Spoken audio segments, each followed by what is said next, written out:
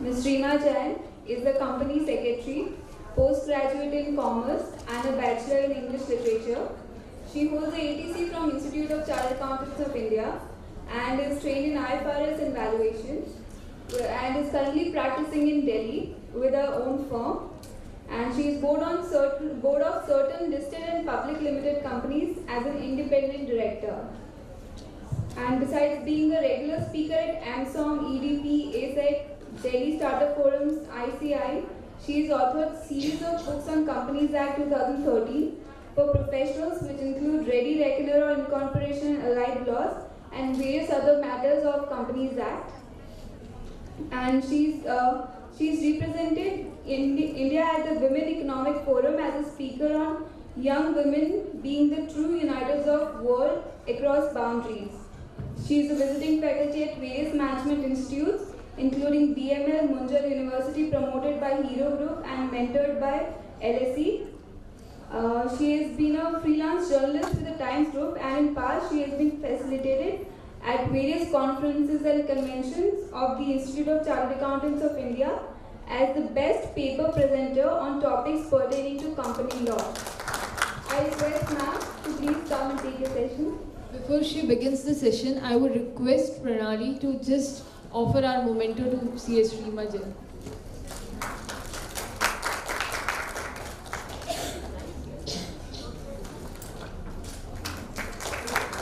Thank you. Ahmedabad has always welcomed me with smiles. Way back in 2013, 2015 and 2016, I'm coming here not even with a difference of 1 month. And again, the same aspect that I otherwise love to talk about, Companies Act 2013, which some others feel is no less than a terror attack. Why? With the number of amendments and changes that it has brought about in comparison to Companies Act 1956, which some of us have studied at length. 2013 came with a bang, with no prior intimation that, come on, the very next day the applicability would start. The rules were notified in a rush. These were made applicable again way too sooner.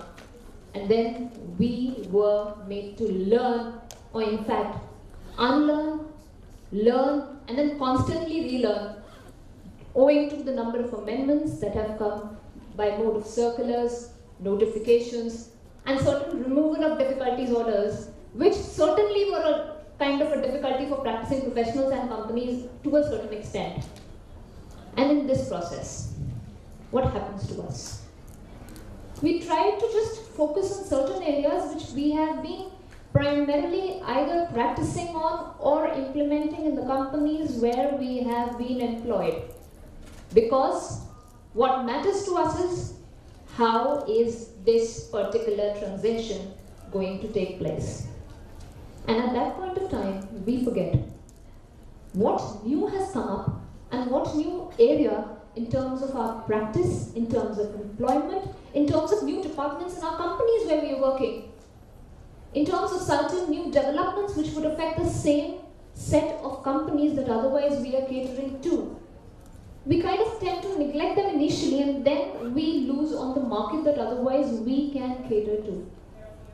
Now, before I start with presentation, or maybe sharing what I have otherwise learned, or maybe learned over interactions with people on the board and otherwise, I would first take to deliver one particular responsibility and duty together, which was cast upon me on Thursday night. I'm traveling here not from Delhi today, but from Surat. I happened to be invited over dinner by the chairman of WMEC committee, Women Members Empowerment Committee, C.H. Haira. And at that particular point of time, he receives a call from the president ICAI, simply telling him that, sorry, you cannot go to Ahmedabad, we need you at Delhi. He tried asking that in case he could make it here because it is his committee, his people. And then the only answer that comes is, it's your institute. He certainly took up the onus that was cast on him, and he asked me to just take it forward as it is, and not just render his apologies here for not being present, but congratulating all the women members for being actively participating as members of the institute, and at the same time, congratulating the entire committee behind this show. Without these people, he himself told me on face, REEMA, this program could not have happened, or this thing could not have come on paper. The round of discussions that he's had with the entire committee, on and off, with respect to this program, he did not certainly want to miss it, and then he made it a point that I communicated here to the August gathering of chartered accountants, and in fact, the August gathering of female chartered accountants who can balance life a lot more better than the males. Come on, we've had a lot of discussion over that in the morning sessions. So, in absentia, I deliver my duty and I pass on the message. Before I start, I really went through this particular quotation that was flashing on Facebook. Now we were talking about social networking sites and being absent and present there as well, which is very much required and essential in today's time, and this is what comes to me. The more you learn that you still have a lot to learn. And I certainly found it at with respect to the topic that I'm today going to take. We are learning, we are constantly learning, and we are realizing that we have a lot more to learn. Why? Because as professionals, we need to stand not for perfection but for excellence. And excellence requires doing something repetitively, doing something day in and day out, and doing it to a certain level where your client cannot really question you on a second thought and say, "Acha, seriously? Aise hi hona tha?" You should actually say, if you've said it, this is it. Now tell me, how do we go about it? At this juncture, internal financial control. Time to learn, time to discuss, time to be engrossed in this particular three-worded, again a word, internal financial control. Section 134, Section 5, Clause E of the Companies Act 2013. It defines internal financial control. Now, if we are specifically taking up this session today, reason is that this was not a part of the 1956 Act. And then again, certain people initially said to have been confused between two set of words: internal financial control and internal financial control minus the word financial, that is internal control. And that is the reason which paved the way for a definition to come forward.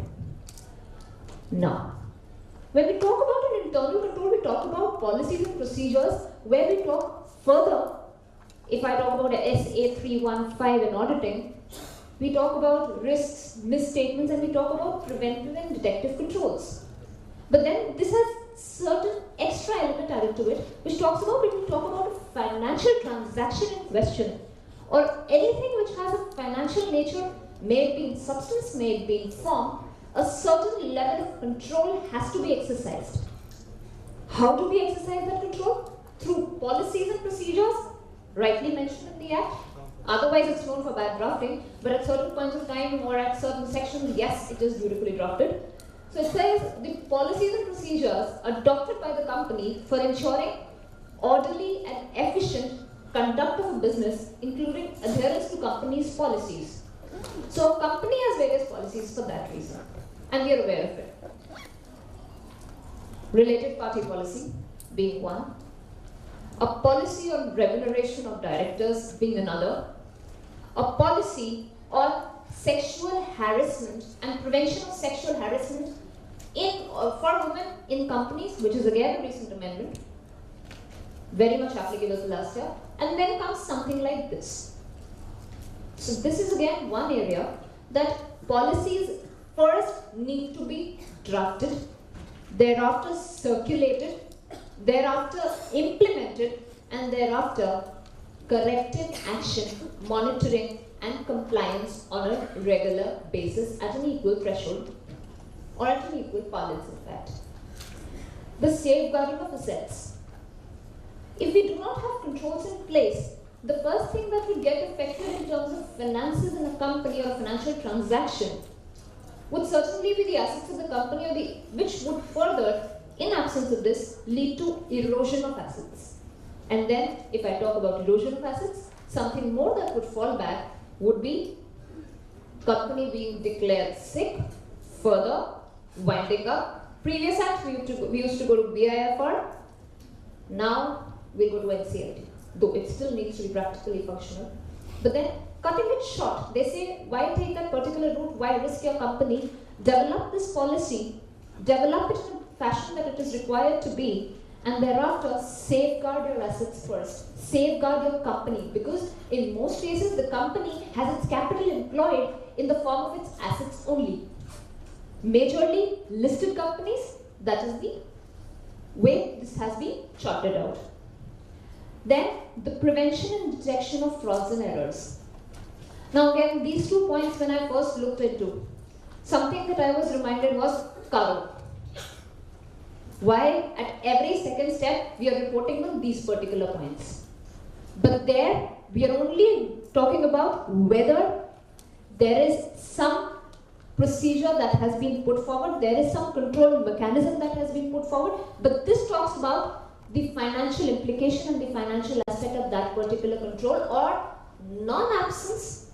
What kind of an effect would it cause in these particular set of areas of a company? Further, the accuracy and completeness of the accounting records. If the records are not complete, one, as professionals, we have not complied or we have defaulted in our particular professional endeavor. Then, if the accounting records are not complete, means we are unable to put in process to enable us to check whether the company is in compliance with all the laws that are applicable on it, including something like ICAI, and now, for sure, in certain set of companies, the Ind AS as well. So until and unless your accounting records are not complete, the balance sheets cannot be drafted, the controls cannot be exercised, and then your client would rush behind you. The timely preparation of reliable financial information. Stemming out of the above three, the fourth is supposedly and practically to be landed on to. Now, why do we need policy to read structure? I'll just talk about a simple transaction. Say there's a payment to be put forward in a company which has to go to a particular vendor. That particular vendor knows that payment shall be processed at 3 levels. One level, the email has been done. The other person is approved, the senior is approved. The payment is further processed to the second level, approved again. Processed to the third level, approved, and the payment is released.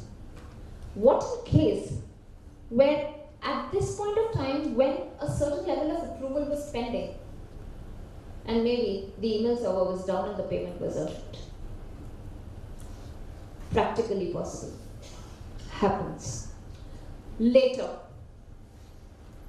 the person who was supposed to authorize you says, I did not authorize you on email.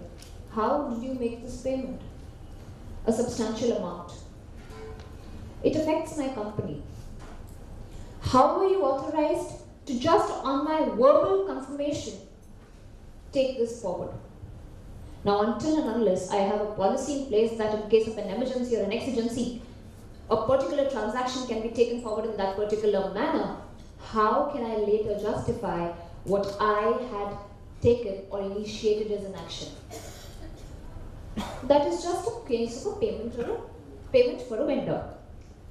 There's another point here which talks about the safeguarding of assets. My company has assets or fixed assets in place, or machinery to say, per se. Though those machineries which are regularly employed in my business to produce the final product that I'm otherwise selling in the market. Now, my director says that this particular machinery, as per the information provided to him from the particular department, the production department, the machining department, saying that it was worn out and they need another machinery to either be installed in its place or this one needs to be repaired. Now the first thing as chartered accountants we would do is capital budgeting.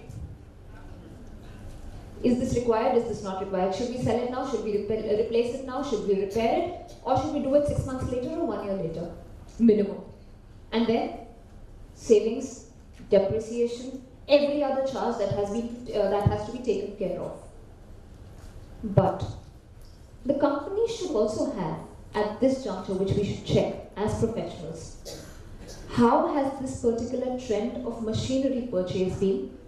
What kind of quotations have been asked for? What have been the way of procuring vendors or taking the quotations via tenders, bids, or directly going to one particular person year after year to avail huge discounts? Now, over a period of time, every company develops its own systems to function like. But then, now the Act says your systems, your internally developed policies needs to be documented so that later when this fair value concept comes up, you can at least justify how did you land up on this particular transaction. In a way, I may say, on this platform, they're making way to the Ind AS in a complete format. Why? A fair valuation, a fair level of business, a transparent level of business. The objectives of both kind of go in congruence and consolidation with each other. In the context of the responsibility of an auditor, now why am I talking about an auditor? Because I'm sitting with them, standing here with an elite class of chartered accountants, and one of the most famous things that we are otherwise also known as is auditors. When we talk about auditors, come on, has to be a CA. Now, of course, there is secretarial audit which follows, which comes to the domain of company secretaries as well, but the primary domain of internal audit, statutory audit, and certain other forms of audits as well, including the exchange audits and mutual funds, still remains the primary domain of a chartered accountant. So when we talk about an internal financial control being put into place, obviously we will have to on a regular basis check and monitor if those particular controls are in place. Therefore, IFC audit is another area. In the context of the responsibility of the auditor, therefore, reporting on such controls is required under Section 143. That's very well known to everybody here. The auditor and his responsibilities and what all kinds of reportings, even the cargo stems out of Section 143 only. So 143.3 talks about IFC. And this per se implies and relates to the internal financial controls over financial reporting. Why is this word over financial reporting specifically included? It comes out in the Act. It again comes out in what is known as the Sarbanes-Oxley Act 2002, the Section 404. It also comes out from the Securities Exchange Commission report of the Japanese. It also further comes out from the guidance note issued by the Institute of Chartered Accountants of India. Though guidance, but yes, for listed companies, that is a better way out. Now, why financial reporting? Let me come back to that. At times, we are reporting in terms of statutory auditors. So we are expected to justify or to put forward our opinion, let me use that correct word, to put forward our opinion on the true and fair view of the financial statements. Therefore, our opinion talks about financial statements primarily, wholly and solely.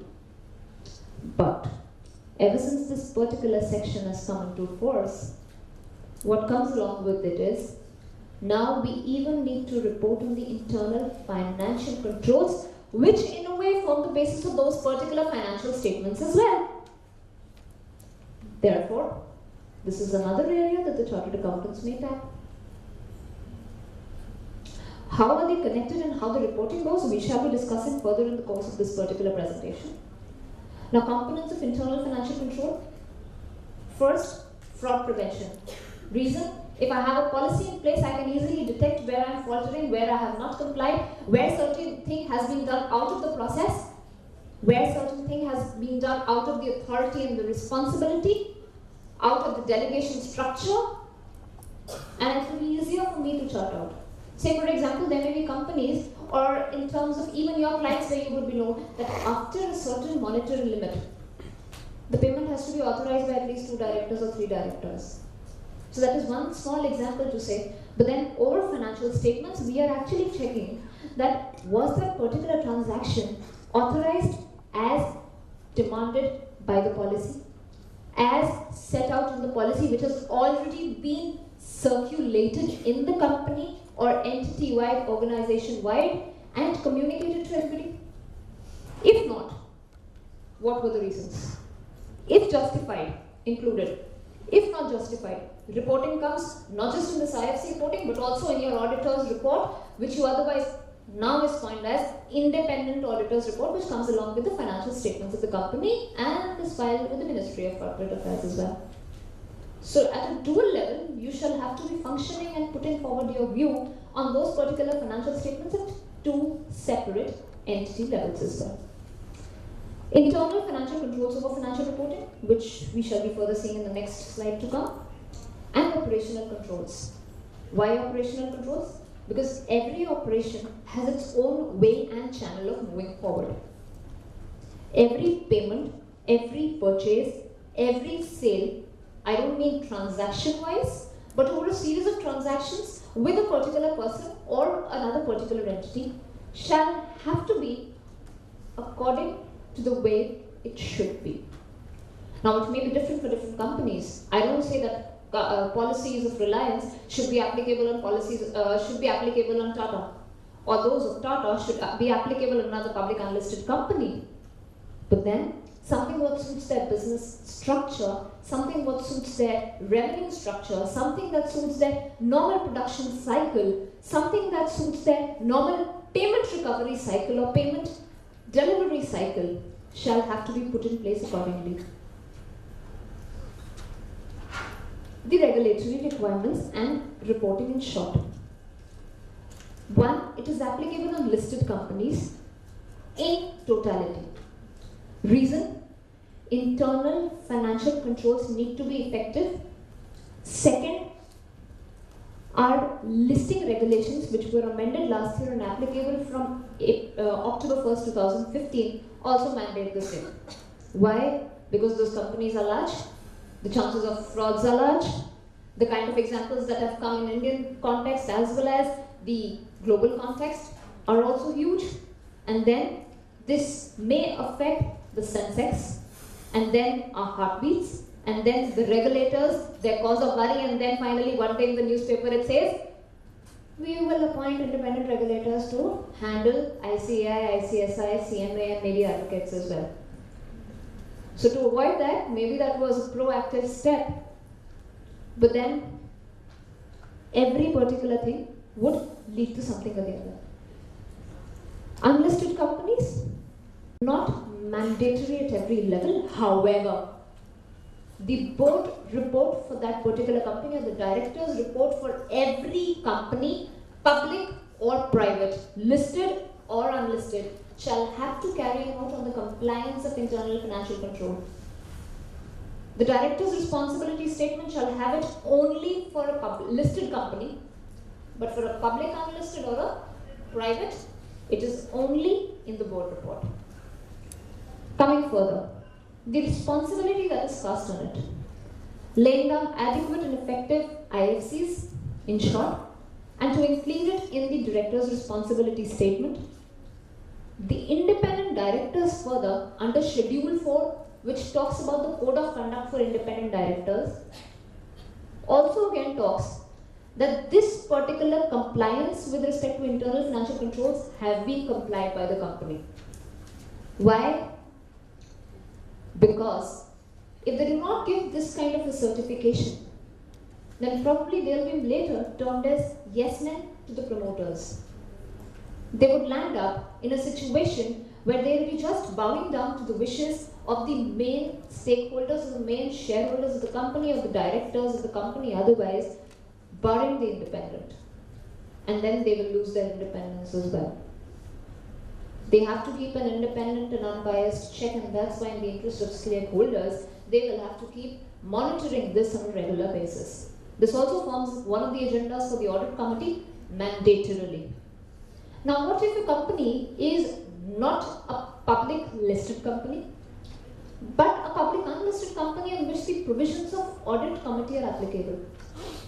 Will IFC reporting, Schedule 4, and director's responsibility statement be applicable for that particular entity? The answer is yes. Reason?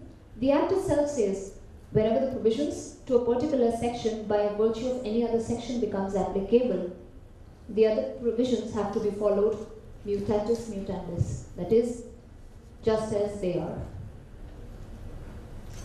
Another set of responsibility which now comes on the audit committee. Evaluating the internal financial control system on a regular basis and thereafter recommend changes if required. Review auditors' comments and observations on the internal financial statements. Why? Because my auditor is now duty bound to report two particular levels. One, statutory auditor report. Second, IFC report. Third, discuss issues with the management as to where they need such a policy. Discuss issues with the statutory auditors as to where they recommend any particular level of changes. And thereafter, put it forward for implementation in the company. Third, in fact, last on this particular leg, investigate and seek professional advice. We may not be excellent in drafting, but we are sitting on the board. And we need someone who is professionally sound in understanding the policies and structures, and thereafter putting in front of the company that what is the best possible thing. May it be, I would say, one part of a business process re-engineering for a company to devise a financial control system which is required. Now, why I connected it to BPR? The concept of BPR, that is business process re-engineering. Because there we undertake to benchmark what is the best practice or how a company otherwise has been functional. And with this benchmarking, we identify what is the gap. And that gap further makes us to realize what were the effects of this particular gap in our financial statements or in functioning of the business. So once those gaps are identified and we look forward for a change, that particular segment has gone through a re-engineering or an engineering as such to constructing something new out of it.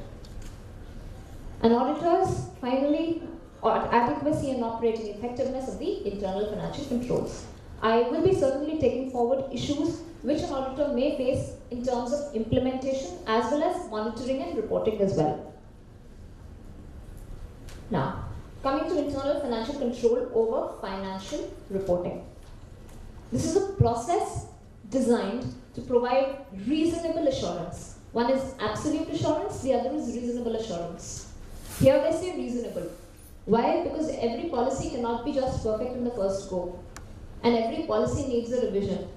And then a policy cannot be a guarantee with respect to functioning of a business, but it can be a guide and something to mentor you in terms of need or in times of need and emergency. Regarding the reliability of financial reporting and the preparation of financial statements for external purposes. Why external purposes? Reason? Because internally, as a company, we do understand that we are functioning in a particular manner that we are accustomed to or fashioned or designed to. We have been there for a specific period of time or a limited period of time, but we have understood the business. But those outside, those who are external, those who are the external stakeholders, if I talk about the macro environment of the company, the society at large, the public shareholders, the government, the statutory authorities, they need to know that we are complying with a certain level of requirement under law. And for that, this reasonable assurance needs to be put forward not just in terms of financial statements as such, but in terms of the base of those financial statements. Otherwise, what will happen is Satyam Part 2. You'll have a lot of figures coming up on the balance sheet with no base to look forward for. That was missing here in Satyam's case. The amounts were there, but where was the cash? The assets were there, but where were they in picture? The verification was supposedly taking place on a regular basis, but once on January 16, 2009, this was revealed. Where was it? In physical.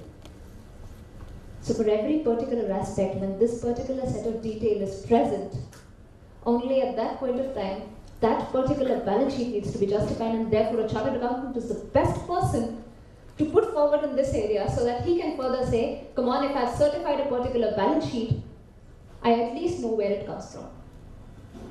I don't know about the management, but at least I made myself sure that if this particular asset has been mentioned, or this particular level of cash in the company, this particular level of fixed deposits in the company have been mentioned, they actually exist. Now, where does this particular definition stem out of? Point number one, the guidance note issued by the ICAI, further revised as well. Second, the Public Companies Accounting Board, back there in US, they had brought it along with the Sarbanes-Oxley Act 2002, further adopted by India lately. A company's internal financial control further over financial reporting includes those policies and procedures, now this comes out from that particular definition itself, saying pertain to the maintenance of records. See, India loves copying. Maintenance of records that in reasonable detail accurately and fairly reflect the transactions and dispositions of the assets of the company, safeguarding the assets, maintenance of records, financial statements, provide reasonable assurance, not absolute, that transactions are recorded as necessary to permit preparation of financial statements in accordance with the GAAP. Later, it may be Ind AS as well, for other set of companies next year. And that receipts and expenditures of the company are being made only in accordance with authorizations of management and directors. So one set of example that I have recently given you was with respect to the fixed assets, the other one with respect to the vendor payments. This is otherwise mandated by the US, now adopted by India. Provide reasonable assurance regarding prevention or timely detection of unauthorized acquisition, use or disposition of the company's assets that could have a material effect on the financial statement. Now here, I have another set of examples. We're talking about unauthorized acquisition. One such unauthorized acquisition is a property is in dispute. Two owners, one is a company, the other one is a single individual who happens to be the land mafia. He acquires your land, which belongs to your company. Then, if this person is a land mafia, he would have all access to all the government departments, he can get all sorts of records changed. So until and unless you have your base strong, the foundation strong, with respect to you holding that particular asset or land, it will be difficult for you to prove in the court of law as to who is the true and correct owner. I'm not using the word fair because this is not an opinion. So who is the true and correct owner of that particular property which is otherwise owned by the company? So the court only looks at the proof which needs to be substantive. So at that point of time, this material effect shall have to be noted, quantified. And then, how do we further base it with a policy? How do we further base it with something known as internal financial control? On a regular basis, the particular asset may have seen repair. The particular asset may have seen some kind of a change. Some part would have changed. There would have been a policy to particularly buy that particular asset or land. Some kind of a construction would have taken place, maybe. At that point of time, whatever methodology we had followed, whatever compliance we had done, whatever policy would have been in place, and thereafter the decision that would have been recorded shall go in our favor. And therefore, again, the stress over financial controls. The internally required financial controls which otherwise affect the entity as an organization in front of the external world. Thus, the components of internal financial control over the financial reporting. So there we were talking about fraud prevention, here we talk about maintenance of financial records. Here we talk about authorization of transactions. One person, second person, third person, or say a single flat approval by the MD and the transaction is done. Safeguarding of assets, common and internal controls, common and internal financial controls, common and internal financial control over financial reporting, which is the base for an internal financial control. Now, responsibility under the Companies Act 2013. 4 levels. 1, the director's responsibility statement that the IFC has been laid down for that particular company, and these are adequate and operating effectively. Second, the auditor's report that the company has an adequate IFC system effectively functioning.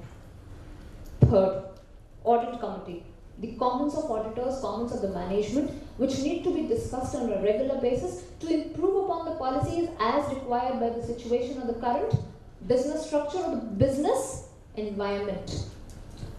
And the fourth, the code of conduct for independent directors, that is schedule 4, that they should satisfy themselves on the integrity of the financial information and the basis of relying on those financial information and the systems of risk management. Now, why particularly on independent directors? I have another point to say. The audit committee is headed by an independent director, plus in a listed company and a public unlisted company where there exists an independent director, the financial statements have to be signed compulsorily by the audit committee chairman as well, who happens to be an independent director. So this matter discussed in the audit committee meeting, put forward in the audit committee meeting, revised subsequently with the approval of the audit committee, recommended by the audit committee to the board, and thereafter in picture in place. So until and unless my audit committee chairman is not satisfied, he will not certify, he will not sign, and until and unless he does not sign, I am defaulting in compliance. And when I am defaulting in compliance, the Ministry of Corporate Affairs stands on my head to say, we have a lot more penalties falling back. Now, differentiating on a very easier table format structure between internal control and internal financial control. The reliability of financial reporting. Internal control stems out of Standards on Auditing SA 315. So the reliability of financial reporting is not an integral part of your SA 315. However, it forms some basis for the explanation to section 134(5) clause E. On the same hand, accuracy and completeness of accounting records and timely preparation of this is very much a part of the internal control, but not a part of the internal financial control. Just let's take one single example, safeguarding of assets. It's equally important at both stages. Now, we've been discussing all this, and in fact, this has been something which has been just too regular to talk about. Why? Because it's very much available with respect to the definitions that we are otherwise constantly reading. But coming to the implementation part, the onus that has been cast on me, implementation and reporting. Before we implement something, we will have to assess how the company is otherwise functioning on that particular basis. So we need to assess what is the structure of internal financial control in the company as on date, whether structured or not structured, whether in the form of a policy or not in the form of policy, but how is the company operational on that particular aspect. So we will check whether the company has any policies or guidelines. If yes, are they defined? Are they understood? Are they enforced? I'll certainly add one more. Are they communicated to everyone in the organization? Because no one should later come and say it was never told to me. Second, what is the compliance culture in that particular organization? Are the people there in a habit of complying what is being told and circulated in the form of a policy? Or it just goes for the purpose of signing and sending back that yes, we've read. Third, awareness of roles and responsibilities to stakeholders, primarily being the top management, the board, and the employees of the company. Because internal financial control itself has the first word is the word internal, which means that it has to come from within the company. It has to be made operational in the company. Operating procedures, are they harmonized? Are they entity-wide? Are they process-wide? Are they putting the controls in the required manner or not? If not, then yes, we need to structure, we need to implement within the organization so that it is easier for us to compare every set of transaction on a balanced note. Adequate and accurate information for reporting and decision-making purpose. Say we cannot be comparing X with a Y. X has to be equated with an X. We cannot be comparing something which deals with an IFC with an IC. But yes, we can understand that what is the differential between the same. Or what is the addition or the deletion or the modification, easier word to say, in terms of these particular words. So until and unless we have the adequate information, until and unless we have the particularly accurate information, one, we cannot put a true and fair opinion on the financial statements. Two, to put forward such a true and fair information, we would not have the relevant data which needs to be put inside those financial statements. So the management itself would be incapacitated to put forward a justified balance sheet in front of the entity or in front of the auditors, who would further come and say, we are commenting in a qualified manner or an adverse manner or with a disclaimer. The roadmap for implementation. I wonder this is not visible, but still, let me take it this way. For every particular engagement that we take in course of an audit, how do we do? Let me just equate it with an audit procedure that we otherwise have. We first decide what is the scope of that particular assignment, and we accordingly plan for it. We have our audit plan ready, we have our audit engagement letter ready, which sets out that how this particular assignment has to be taken forward. Similarly, in case of an internal financial control which needs to be put forward, we should first understand what is the scope of every particular set of transactions in that particular company. How many departments does one particular transaction affect? Say a sale transaction, say a purchase transaction, say a payment, say a normal creditor aging period, debtor aging period. How does it come? How do we give them more time? What is the normally allowable time for payment, otherwise extra required? So we need to plan that particular level. Second, understanding and walk through to assess the current state. So until unless we do not know where we are standing today, how can we plan for the future? Evaluation of the testing of controls which are otherwise prevalent in the company. And yes, certain level of controls do exist, otherwise adverse reports in Caro would be there in bulk in the particular industry sector as such. And the last would be remediation of control weakness, which is otherwise the last leg for any particular procedure. Say until and unless I'm not monitoring and I'm not altering on a regular basis, I'm just following something monotonous and stereotyped for everybody, disregarding the fact that my company is an independent entity. And my company may suffer from limitations, and my company may have certain advantages as well. So performing a walkthrough in that case would take me through the entire transaction trail as well, would take me through how different transactions have happened in that particular time period, whichever we take as a base, would further tell me at what points of time the trend has changed. Or maybe certain emergency decisions were taken and accordingly the way out was certainly changed. So every single step here gives us something or the other towards our roadmap for the implementation. But we know there are simple procedures to follow. There is a stereotypical way that we would otherwise cater forward to.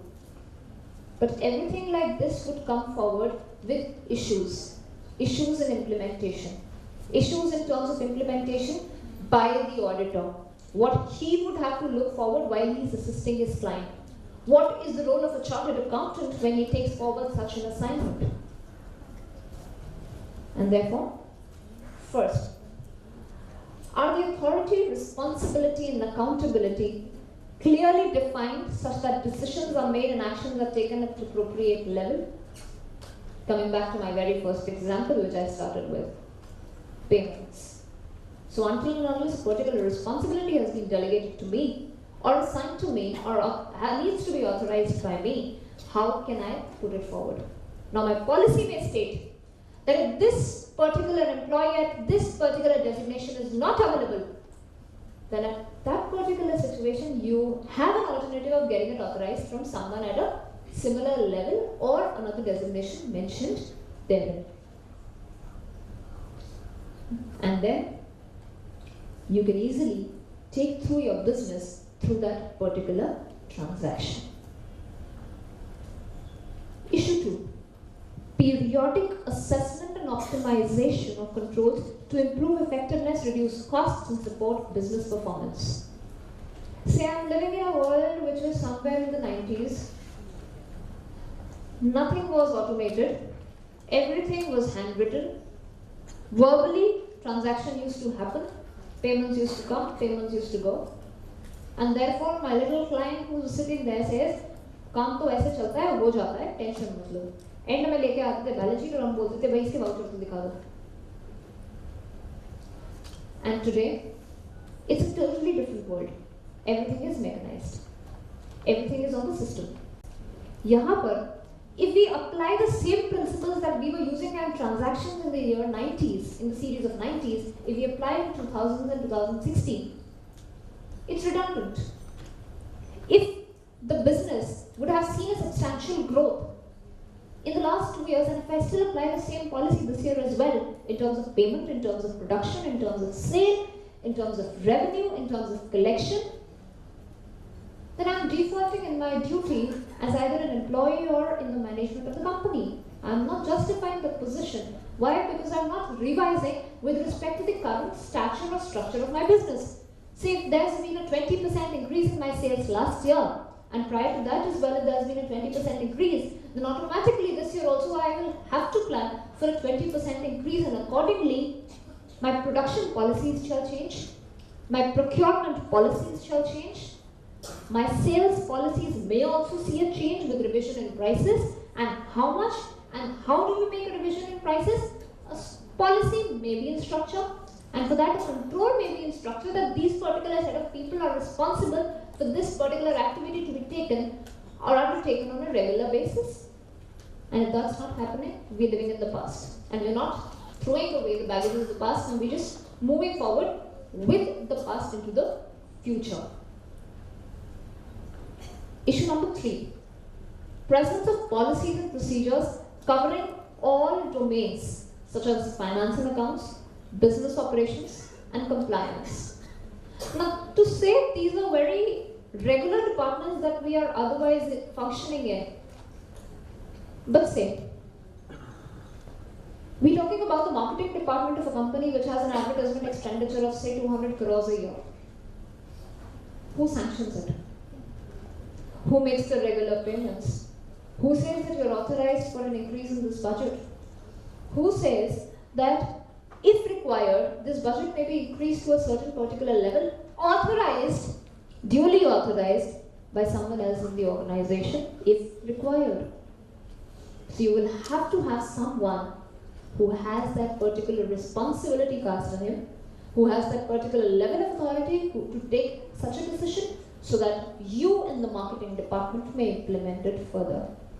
And therefore, every particular set of transaction, every department in the organization requires policies and procedures to be documented, to be implemented, monitored, and regularly corrected or changes being brought in. Issue number 4. Are the policies and procedures easy to access and comprehend, and are they maintained and updated on the technology platform on a regular basis? Now let me come to the second half of this first. The second half says, are they regularly maintained and updated on the technology platform on a regular basis?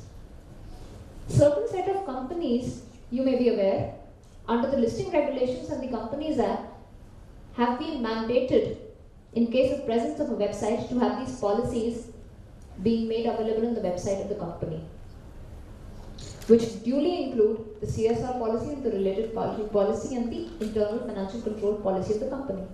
Second, these policies shall also be updated along with your annual report, and this annual report also in these companies need to go up on the website of the company if it has one. Further, these policies and procedures should, under the certification of a particular set of directors of the company, the CEO and the CFO as well, go as a clause 49 certificate, clause 49 erstwhile, certificate in the annual report, wherein it now says, the amended one now says, that internal financial control policies have been duly circulated and complied with. So no CEO or CFO would have a sword hanging on his head, so he will say better comply. And therefore, it should be easy to access so that all the employees know how they are supposed to be functioning.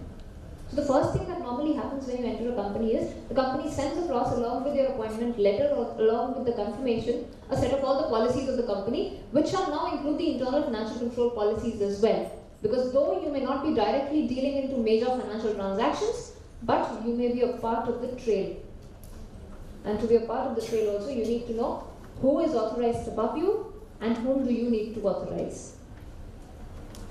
Issue number 5 is that regularly upskill our employees to address the emerging needs of your organizations in areas such as governance risk controls, IT controls, fraud risks, etc.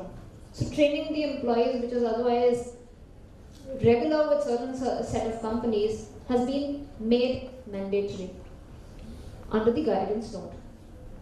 Now why I am again stressing, in spite of saying the word guidance note mandatory, is because listed companies it is mandatory and therefore certain things have to be complied with. So the employees also need to be regularly told, informed, and their feedback to be taken with respect to every policy which is otherwise applicable to them in discharging the duties that have been cast on them. Is there a common understanding on the risk that matter among the relevant stakeholders? I come to the micro environment of a company, my board, my prominent top 10 shareholders as per the clause 30, erstwhile clause 35.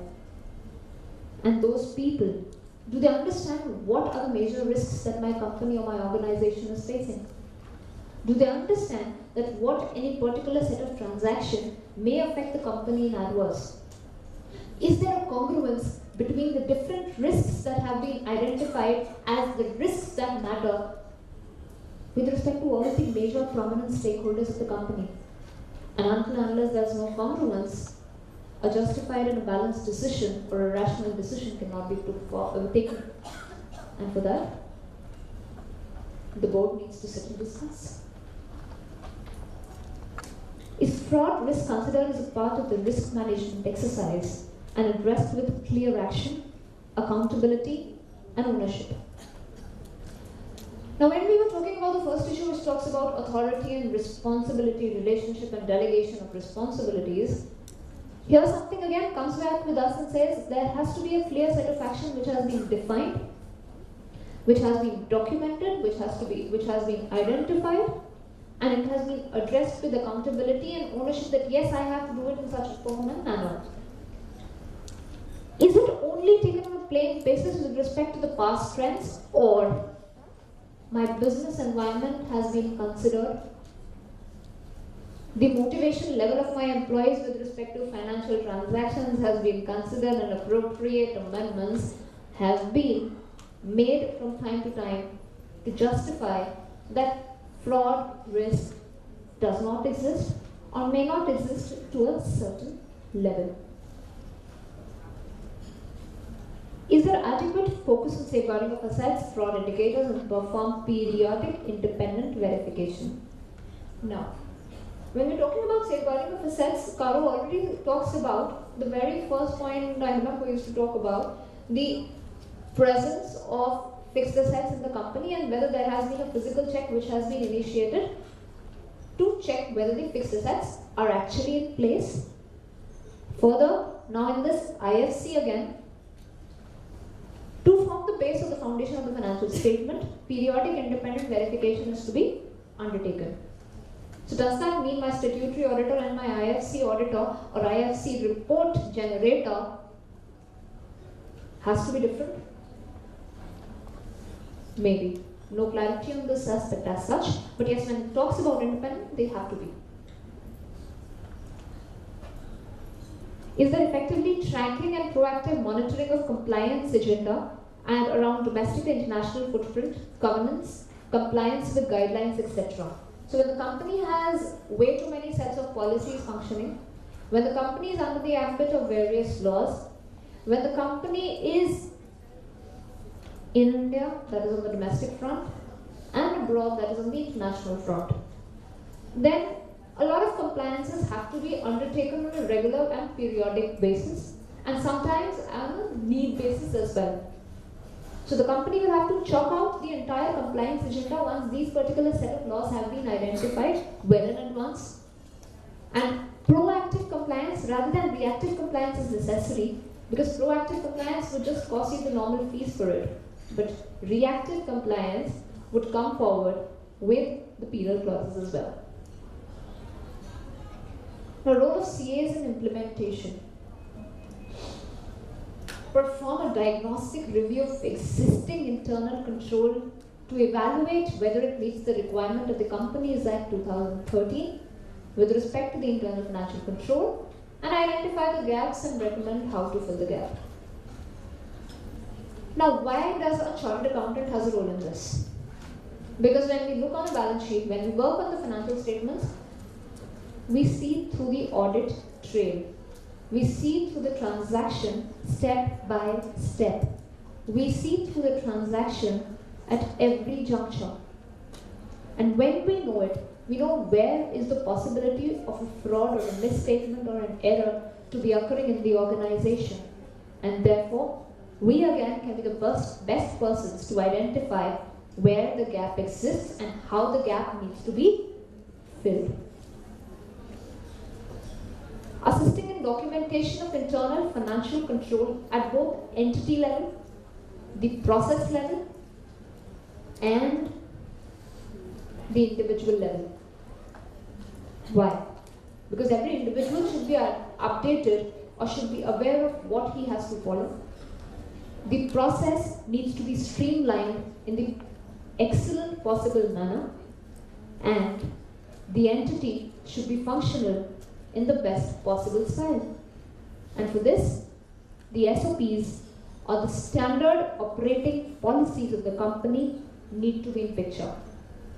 Now till date, not every company had an SOP in place, and that is why IFC now mandates this on almost major section of companies.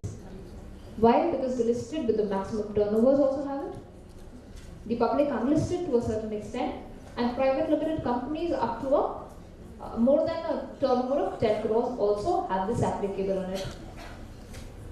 Second, assisting in documentation of internal financial control system. How do we assist? We assist in the drafting. We assist in understanding where is it required.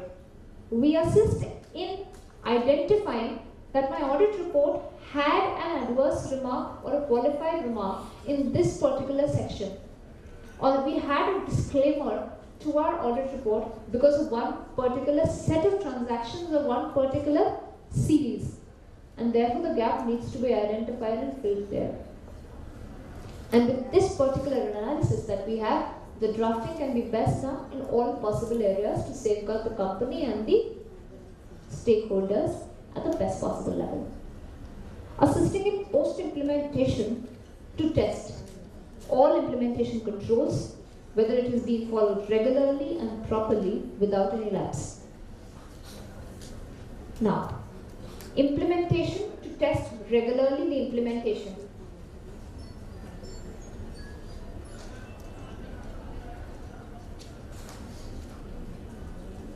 Now, Let me just shift up to reporting in another 5 minutes, and then maybe we can wind up in another 5.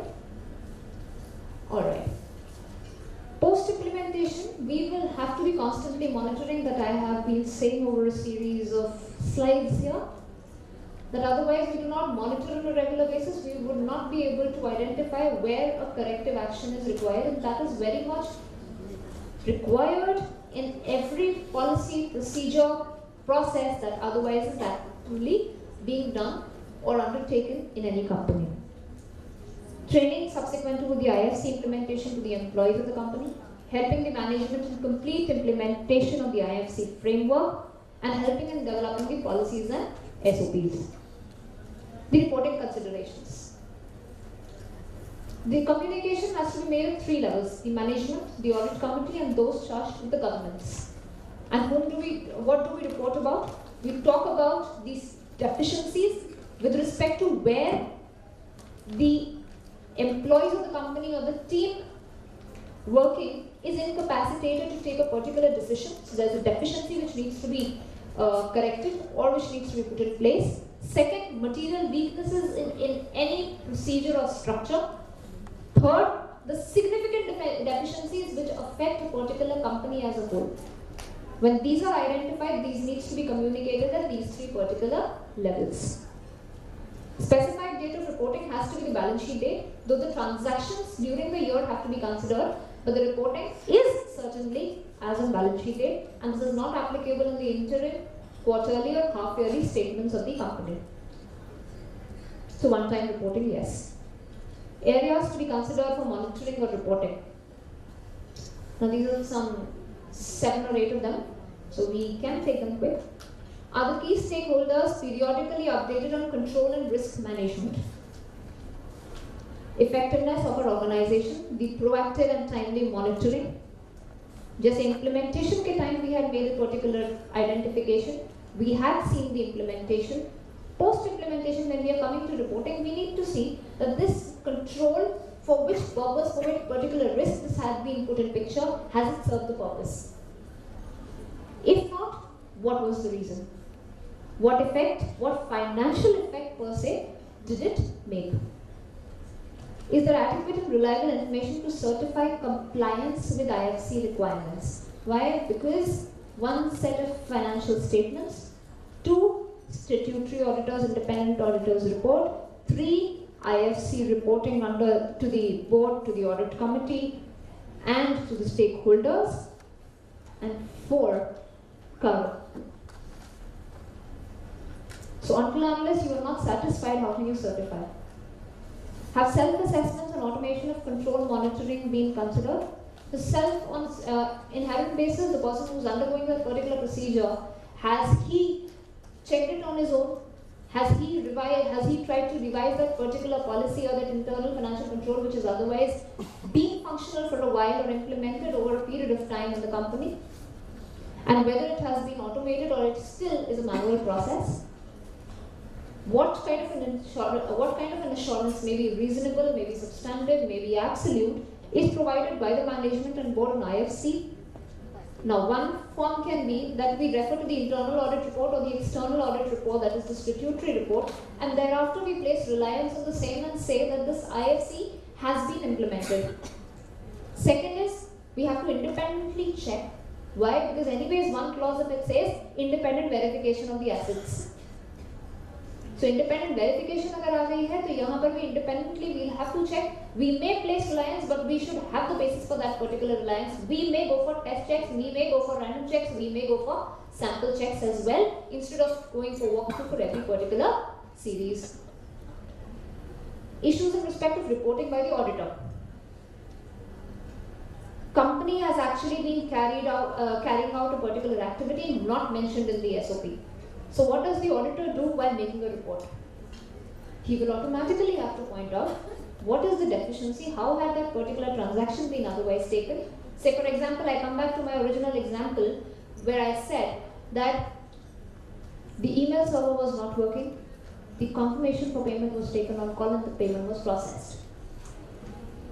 So in that case, if this exigency clause did not exist in my policy of IFC, if it was not implemented and it was not made aware to anybody, then my auditor shall have to report. However, if it is a part of it, that these way transactions can be taken place, then in that case my auditor need not report or may not report. The company does not have any document evidencing internal financial control. That is a prerequisite, that is a requirement, documentation is important, and my auditor in its absence shall have to report. A qualified or adverse remark or a disclaimer may be issued in this regard. Even the guidance note focuses on that.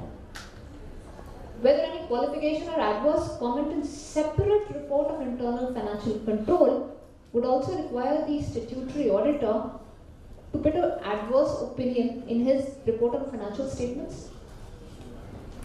So there are two possible scenarios, the issue 3 and issue 4. Let me take it together. My internal financial control report says that the control exists. My audit report says the control does not exist. Or say vice versa. What do my auditors do in this case? There's a question on how diligently or with what kind of professional skepticism have you been discharging your duties.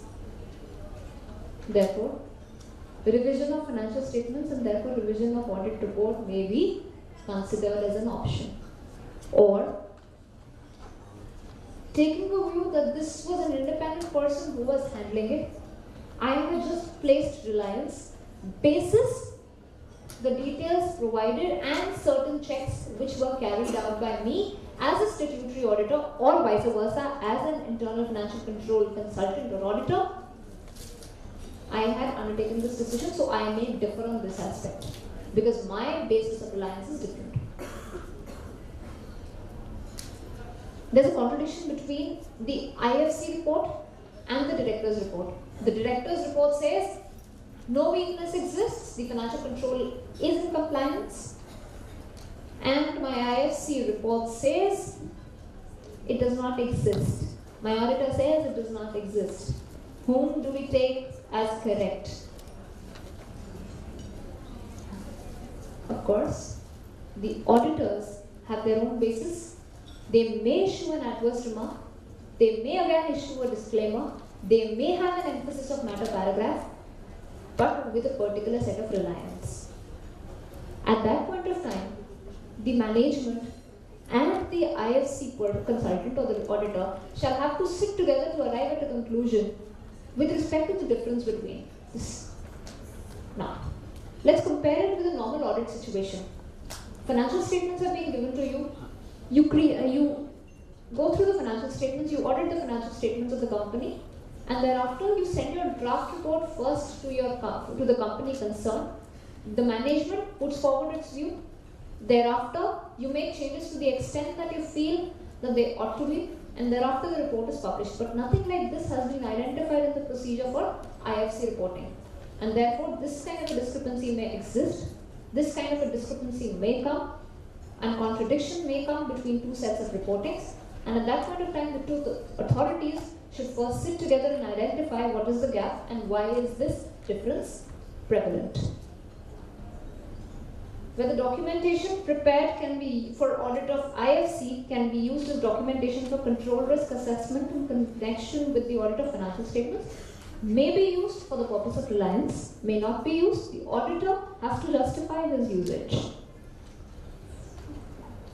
Focus areas and key requirements in case of internal financial control. Define the process and control guidelines, because unless that has been identified, no policy, no control can otherwise be put into structure. Assignment of responsibility, delegation of authority, segregation of duties to provide a basis for accountability and controls. Assets and ownership interests that exist at a specific date to identify when the ownership of that asset vested with the company and otherwise with another entity. Accordingly, depreciation would also change. So when you're checking for that particular section, you may identify the asset and its ownership details. Enable proactive anti-fraud controls. Once your policies are into practice, the level of frauds may reduce. And why may? Because there's no full-fledged guarantee. that a particular control may do away with fraud, but yes, that's one proactive step, otherwise that can be undertaken by companies. All transactions occurred during the specified period have been recorded. Yes, recording of transactions is mandatory. Assets, liability, revenue, expense components are recorded at appropriate amounts. Now, these appropriate amounts shall be as mandated under the accounting standards of the Ind AS or the recognition principles. Check if the financial items are properly described, sorted, and classified. Check if the financial information is provided as per the timelines defined by the relevant stakeholders. So, what the company needs to do is another level of 7 to 8 pointers. Define and disseminate policies and procedures, develop a delegation of authority, review of policies and procedures on a regular basis to identify the corrections required, assess adequacy of insurance of assets, carry out physical verification, anti-fraud program, fraud risk assessment, assessment of entity level controls, process level controls, IT controls, and fraud controls, develop and disseminate accounting policy manual, and last to say, a robust financial close process with inbuilt controls for the company.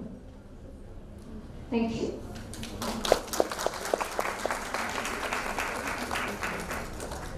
I would request CA Anjali Choksi to give a vote of thanks. I know you all will be having butterflies in the stomach. 1 minute more. We thank you, CA REEMA Jain, for the informative speech.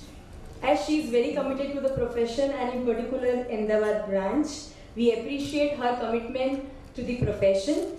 We look forward to see you as continuing with the tradition in many more sessions.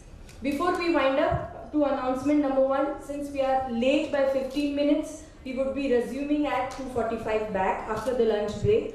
Number 2, after the lunch break, we are going to have a wonderful panel discussion followed by many interactive games for you people. So we want your participation in the evening as well.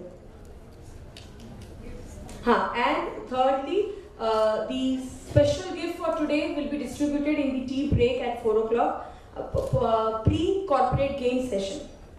Thank you. We break for the lunch now.